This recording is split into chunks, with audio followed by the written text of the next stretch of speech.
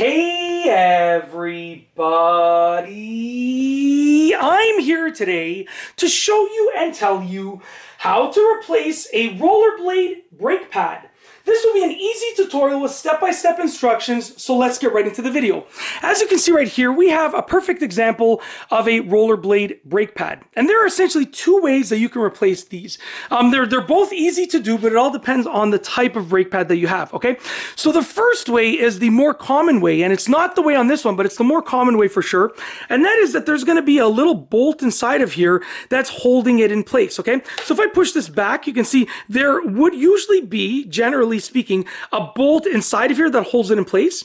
And what you would do to replace the brake pad is you would take whatever type of screwdriver or Allen key is required, you would stick it in that hole and you would twist the bolt counterclockwise. Once the bolt was removed, you could actually pull off the brake pad and then just replace it with a new one by putting the new brake pad in place and then twisting it clockwise with regards to the bolt itself. So the first way is just like unscrewing the brake pad and screwing it back in place. It's as easy as that. The second way is the method with this one right here, which is that you need to actually slide it off. Okay, so let me show you how this works. We're just going to, actually, I don't even need to loosen this up. Essentially, the brake pad slides in place and locks in place back here.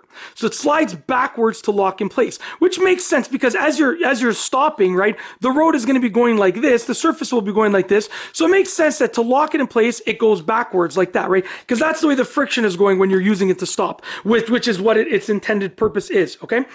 So to remove this, what you got to do is take it and you actually just have to wedge it forward the opposite way. So you can see right here, I'm wedging it forward. Now, the thing is with this brake pad, you would have, if I really wanted to remove it, I would have to remove the wheel. But essentially, I could remove this rearmost wheel over here, and then I could just slide this further out of place. It's literally as simple as that. And then to put the new one in, I would just slide the new brake pad in place backwards, okay? And once it's in place, I could then, put the wheel back on. I do believe at one point there might have been a screw here as well. I mean, these rollerblades are really old. I haven't used them in such a long time, but I do believe there was a screw here as well, but there's not one now. So I'm gonna assume that, there might not have ever been a screw.